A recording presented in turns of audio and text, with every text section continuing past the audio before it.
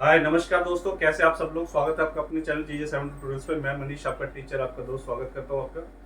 तो पिछले क्लास में हमने फ्रैक्शन से स्टार्ट किया था। चलिए अब फ्रैक्शन के आगे पढ़ते हैं।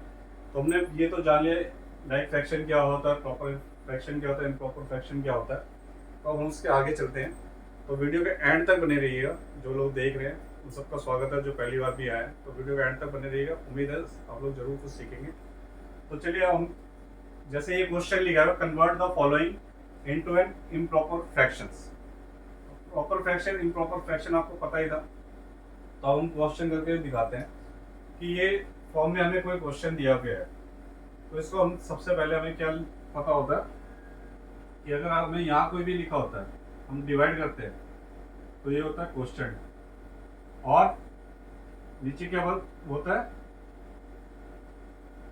बोलो बच्चों, जिससे हमने डिवाइड किया है। और ऊपर रिमाइंडर। जैसे हम कोई भी चीज को डिवाइड करते हैं, ठीक है, तो 3 से जिसको हम डिवाइड किया, तो 3 3 जा 9 आ जाएगा, तो बचा 1। तो इसको हम कैसे लिखेंगे, 3 3 1। तो ये हो गया हमारा क्वेश्चन, ये हो गया हमारा रिमाइंडर जो बचा हुआ है, और ये डिविजन हो गया। ठीक है बच्चों, तो यहाँ पे क्वेश्चन क्या हुआ, 3। डिवीजन हमने किससे किया था, 3, और रिमाइंडर क्या बचा हमारा, 1। तो ये हमारा क्वेश्चन, रिमाइंडर और डिवीजन होता है। तो उम्मीद है आप लोग समझ गए होंगे। तो चलिए हम क्वेश्चन पे चलते हैं। सबसे पहले इम्प्रॉपर है तो हम इसको प्रॉपर करते हैं। सबसे पहले क्या करेंगे, ये यहाँ पे मल्टीप्लाई होता है और यहाँ आगे प्लस में हो जाता है। अगर आप लोगों ने छोटी क्लास में सीखा था तो ये पहले हम लोग क्या आ जाएगा, 5 9 जा 45 और प्लस 1 इज इक्वल टू 46/5। तो ये फ्रैक्शन ऐसे लिखेंगे, ठीक है। अगर आपको नहीं समझ में आया तो इसको ऐसे करेंगे हम कि 5 9 इंटू 5 प्लस 1। तो ये इस फॉर्म में होता है, तो जाके 46/5 होगा। अब बी हमारा है 3/2/7। तो जब हम इसको सॉल्व करने जाते हैं तो सेम 7 इंटू 3 प्लस 2। तो ये हो जाएगा 7 3 या 21, और 21 में प्लस 2 24 23।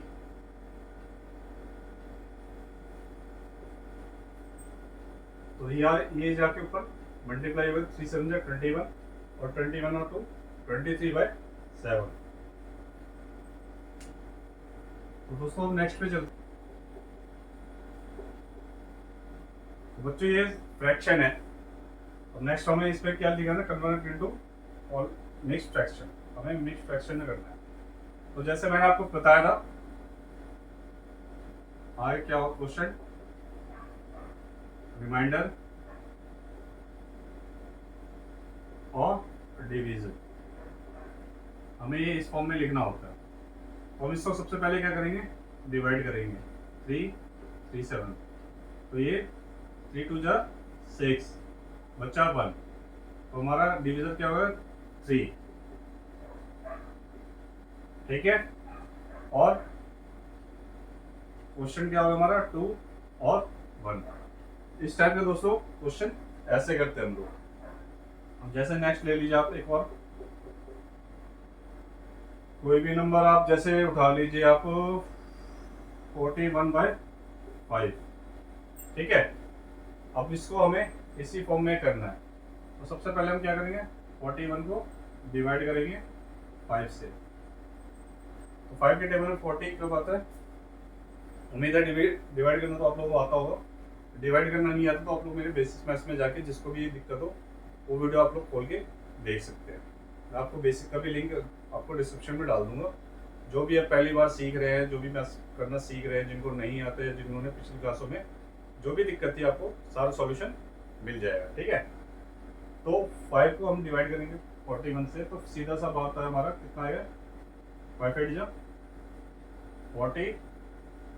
यहाँ पे हमारा क्या बच गया, रिमाइंडर 1, तो इसको हम लिखते हैं सिंपल डिवीजन, नीचे आ जाएगा, उसके बाद क्वोशिएंट आ जाएगा और फिर रिमाइंडर आ जाएगा। तो इस मिक्स फ्रैक्शन को दोस्तों ऐसे लिखते हैं। अब हम नेक्स्ट पे चलते हैं। तो दोस्तों ये आप देख रहे हैं right three equivalent fractions for each of the following. आप लोगों को 3 दिख रहा हो नहीं दिख रहा हो, मैं एक बार अच्छे से लिख देता हूँ तो आप लोगों को दिख सके। ठीक है, right 3 equivalent fractions for each of the following. अब इक्विवेलेंट फ्रैक्शन जो आपने, जिन्होंने मेरी लास्ट वीडियो देखी होगी उन्होंने को पता होगा एक फॉर्मूला था। इक्विवेलेंट फ्रैक्शन वो होता है जो ऊपर भी मतलब न्यूमरेटर में भी और डिनोमिनेटर में भी सेम नंबर से मल्टीप्लाई होगा और सेम नंबर से डिवाइड। जिन्होंने नहीं देखा वो लोग मेरे प्रीवियस वीडियो देख लीजिए, मैं लिंक में डिस्क्रिप्शन में डाल दूंगा और आप लोग आराम से देखिए, सीखिए और बताइएगा मुझे कि जिसको किसी को भी दिक्कत हो तो चलिए इक्विवेलेंट फ्रैक्शन फॉर्मूला तो पढ़ लिया था, अब चलिए हम लोग सीखते कि करते कैसे हैं। अब 3 इक्विवेलेंट फ्रैक्शंस, अब 3 इक्विवेलेंट अलग अलग नंबर से। तो सबसे पहले इन्होंने दे रखा है 1/6, 1/6 है। सबसे पहले नंबर हम क्या उठाएंगे? सबसे पहले हम नंबर उठाते हैं 1/6 से 1 को करके देखते हैं। अब 1 तो इजी हो जाएगा, सेम नंबर आ जाएगा। तो हम क्या करेंगे, इसको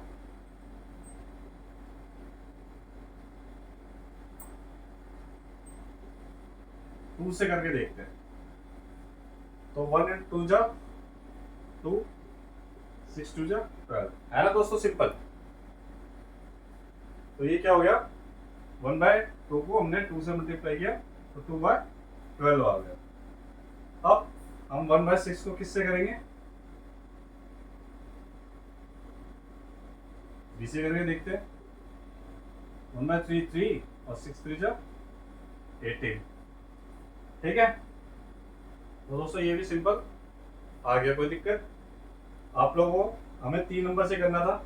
इक्विवेलेंट फ्रैक्शन मैंने क्या बताया था, सेम नंबर से ऊपर मल्टीप्लाई होगा और सेम नंबर से डिवाइड होगा। और हमें तीनों इक्विवेलेंट फ्रैक्शन करने हैं।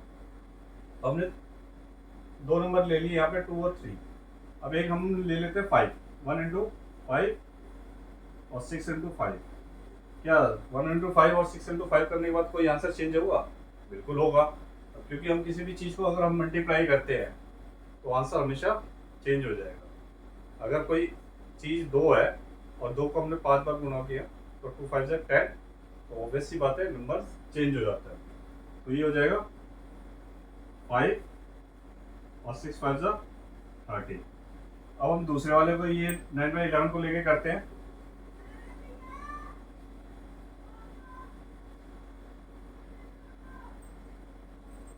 नाइन बाय 11, ठीक है। तो सबसे पहले हम क्या लेंगे, 9/11 इंटू 2 इंटू 2। तो 11 इंटू 2 इज इक्वल टू 22 और 9 2 जा 18। पहला नंबर ये आ गया। दूसरा आ गया हमारा 9 इंटू 3, 11 इंटू 3। तो क्या आएगा दोस्तों, 3 9 जा 27 और 11 3 जा 33। और तीसरा आ गया हमारा 9 इंटू 11 का 5। तो वैल्यू कितनी आ गई? यहाँ पे हम किससे करेंगे, 9 5 जा 45, 11 5 जा 55। तो अब हम लोगों ने उसमें भी किया, अब इसमें भी किया। अब इसको लिखते कैसे? 3 वैल्यू से हमें फ्रैक्शन निकालना था, 18/22 और 27/33 और 45/55। उसको मैंने छोड़ दिया। क्यों छोड़ा? क्योंकि ये तो थोड़ा सा बड़ा था तो ये मैंने लिखा। वो लोग, आप लोग लिख के मुझे कमेंट के माध्यम से बताइएगा, ठीक है।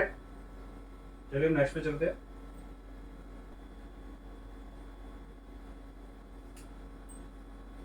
तो दोस्तों अब नेक्स्ट आया आपका, देखिए कंपैरिजन ऑफ फ्रैक्शंस। अब किसी भी चीज को कंपेयर कैसे करते हैं?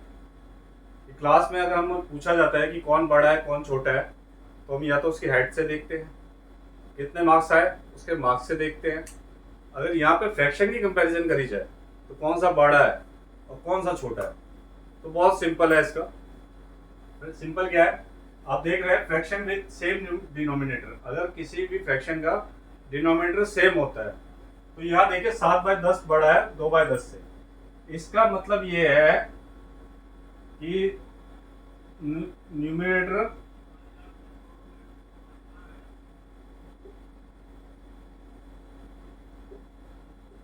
जिसका बड़ा होगा सेम डिनोमिनेटर में तो वो वैल्यू बड़ी होती है। जैसे 7/10 है और 2/10 है, तो इसमें आप देख लीजिए 7/10 न्यूमिनेटर क्या बड़ा है 7 से, 7 बड़ा है 2 से, इसलिए बिगर नंबर कौन सा है 7/10। अब सेकंड केस आता है फ्रैक्शन विद सेम न्यूमिनेटर। अभी हमने पढ़ा कि डिनोमिनेटर जिसका भी सेम होते हैं, मतलब नीचे वाली वैल्यू जिसकी भी सेम होती है उसमें ऊपर वाली वैल्यू जो बड़ी होती है वही हमारा बड़ा होता है। जैसे 3/7 है, 4/7 है और 2/7 है। अगर ऐसा क्वेश्चन आता है तो सब इसमें आपका बड़ा कौन सा हो जाएगा 4/7। ठीक है। सेकंड केस में आया है फ्रैक्शन विद सेम न्यूमिनेटर। अब इसमें क्या ध्यान रखने वाली बात है कि फ्रैक्शन विद सेम न्यूमिनेटर में एक सीन होता है कि जिसका डिनोमिनेटर बड़ा होता है, डिनोमिनेटर बिगर, तो वो फ्रैक्शन छोटा होता है, और जिसका डिनोमिनेटर बड़ा होता है वो वैल्यू छोटी जाती है। देखिए अब इस केस में देखिए 3/7 है पर 3/5 है, तो इसमें क्या है डिनोमिनेटर 7 बड़ा है इसलिए 3/5 ये बड़ा हो गया। इसमें देखिएगा न्यूमिनेटर सेम है 4/8 4/9, तो इसमें क्या है 4/9 बड़ा है 4/8 छोटा है, इसलिए ये बड़ा हो गया। ऐसे ही केस में अगर आप ले लीजिए 3/6 है, 3/5 है, 3/11 है और 3/4 है। अगर इसमें हमें असेंडिंग में लगानी है कि कैसे पढ़ रहा है, तो सबसे पहले आएगा 3/4, ठीक है, बड़ा है किससे 3/5 से, फिर 3/6 से, फिर 3/11 से। तो ये यही वैल्यू दोस्तों ध्यान रखने वाली है कि जिसके डिनोमिनेटर सेम होते हैं उसमें न्यूमिनेटर बड़ा होता है तो वो बड़ा हो जाता है, पर जिसके न्यूमिनेटर सेम होते हैं उसका डिनोमिनेटर अगर बड़ा होता है तो वो छोटा हो जाता है। बस ये दो चीजें ध्यान रखने वाली बात है। और इसमें एक और केस आता है नेक्स्ट पे, हम वो देख लेते हैं।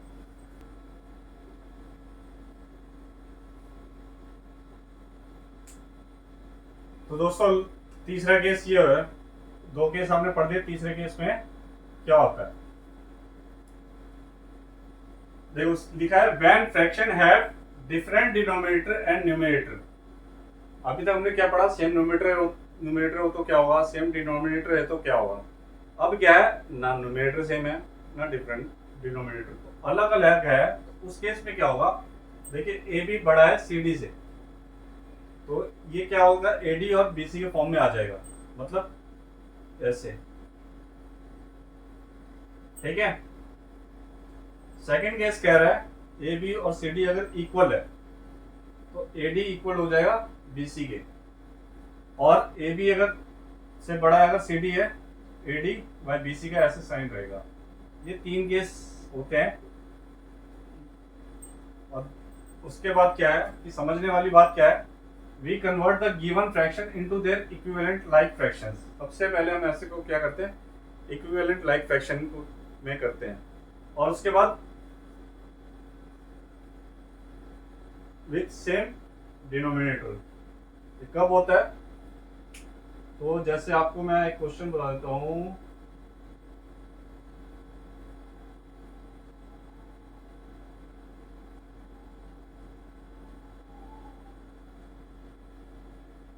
जैसे 3/5 है और 7/8 है, ठीक है। ऐसे क्वेश्चन में सबसे पहले क्या करेंगे, इन दोनों का 5 और 8 का एलसीएम ले लेंगे।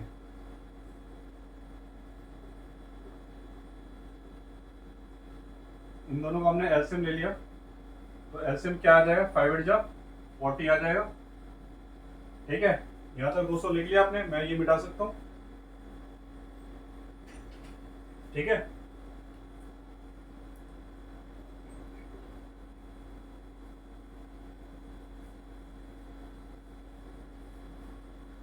अब क्या है, अब 3/5 है। 3/5 में इक्विवेलेंट क्या हो जाएगा, 8। ठीक है, क्योंकि 5 8 जा 40, तो ये इक्विवेलेंट में 3 8 जा 24, 5 8 जा 40,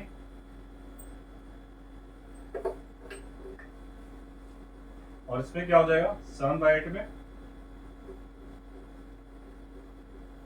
5 × 5, तो 7 5 जा 35 और 8 5 जा 40, तो 24/40 और 35/40। इसमें कौन सा बड़ा है हमारा, अगर हम बड़े की बात करें दोस्तों,